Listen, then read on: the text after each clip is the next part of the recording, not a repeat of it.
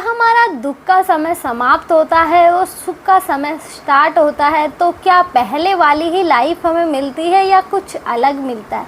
नहीं, देखा जाए तो हमें पहले वाली लाइफ नहीं मिलती, कुछ बढ़ के मिलता है। लेकिन हम ये नहीं मानते, हम तो ये मानते हैं उसमें तो इतना चैन था उस लाइफ में, तो अब लाइफ में खुशियाँ ही नहीं है, चली गई।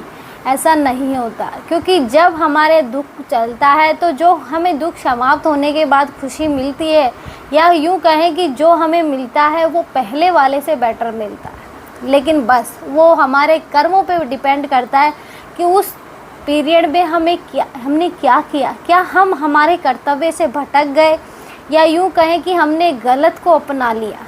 ऐसे ही देखा जाए तो सुदामा और गुरु द्रोणाचार्य, सुदामा ने अपना नियम नहीं तोड़ा। सुदामा जैसा विद्वान ब्राह्मण नहीं था कोई भी, उसे हर वेदों का ज्ञान था, सब कुछ उसे याद था। लेकिन उसका एक नियम था कि मैं 5 घर से भिक्षा मांगूंगा, छठे घर में नहीं जाऊंगा। अगर 5 घर से मुझे नहीं मिली तो मैं भूखा मर जाऊंगा, लेकिन छठे घर पे नहीं जाऊंगा। उसने ये नियम अपना चालू रखा, उसने नहीं बदला। जब उसका एंड आया, जब उसके प्रारब्ध का एंड आया कि जहाँ उसको लास्ट दुख मिलना था, वहाँ उसकी वाइफ ने उसे फोर्स किया और राजा के पास भेजा। उसके दोस्त उसके घर पे आया, दोस्त ने बोला मैं राजा के पास ऐसे ऐसे काम करता हूँ, राजा के पास मैं भजन गाना गाता हूँ, राजा की प्रशंसा करता हूँ, तो राजा मुझे बहुत धन देते हैं, तो तुम अपने पति को तैयार कर दो, मैं इन्हें साथ ले जाऊँगा। राजा ये थोड़ी सी राजा की प्रशंसा कर देंगे तो इन्हें भी धन मिल जाएगा। जो तुम 2 दिन से खाना नहीं खाया तुमने, आज तुम्हें भर पेट खाना मिल जाएगा। इस चक्कर में पत्नी मान गई, लेकिन सुदामा नहीं माना।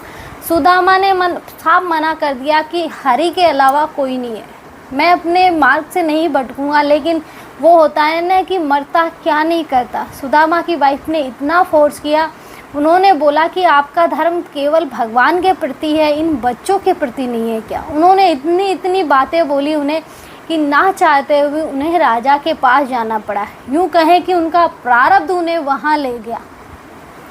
अब सुदामा ने कभी किसी और की प्रशंसा नहीं की थी, भगवान श्री कृष्ण के अलावा वो किसी को यूँ कहें जानते भी नहीं थे। लेकिन वहाँ उनके मित्र के कहने पे वो गाना गाना स्टार्ट किया। लेकिन अब सुदामा ने कभी गाना, किसी के तारीफ में गाना ही नहीं लिखा था, वो तो एक ब्राह्मण था।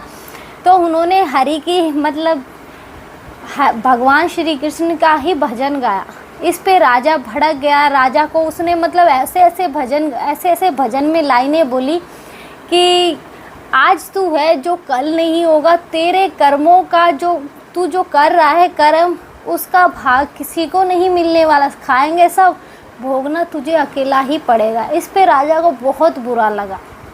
राजा ने यूँ कहे कि एक बार तो ये घोषणा कर दी गुस्से में कि इसके छत से धक्का मार दो और इसे मार डालो, पीट डालो।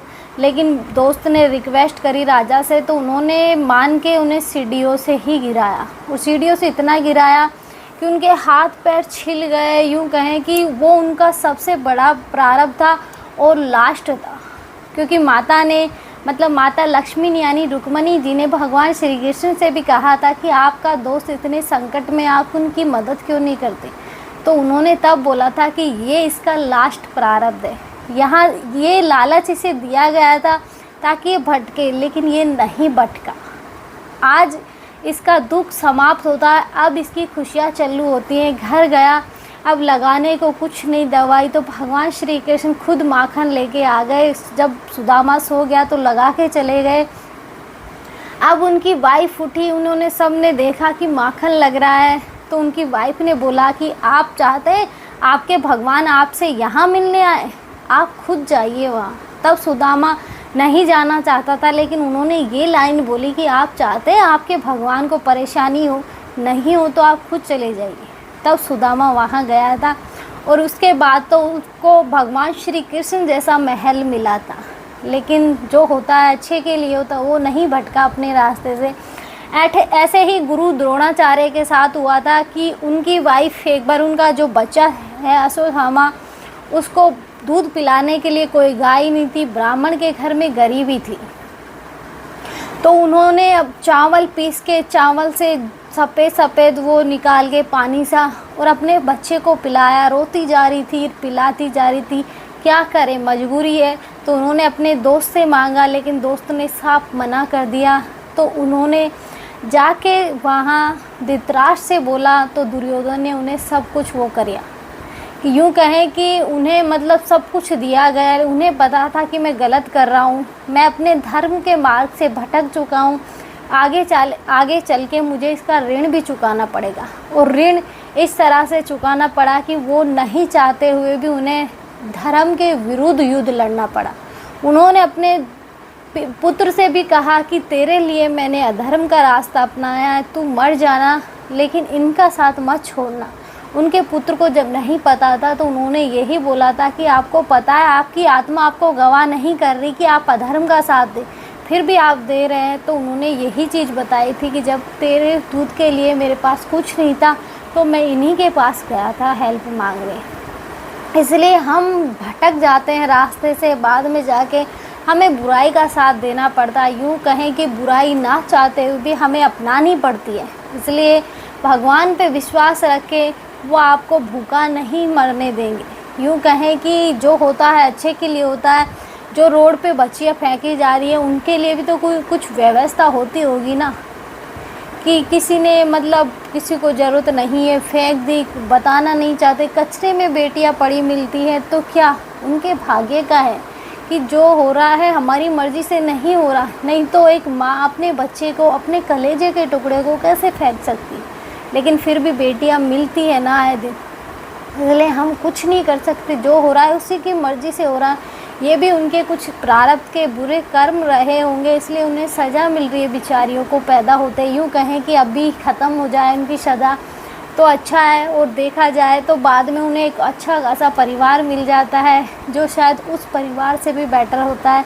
उन्हें हर खुशियाँ मिलती हैं, क्योंकि भगवान ने शायद वो खुशियाँ उनके भाग्य में लिखी हैं।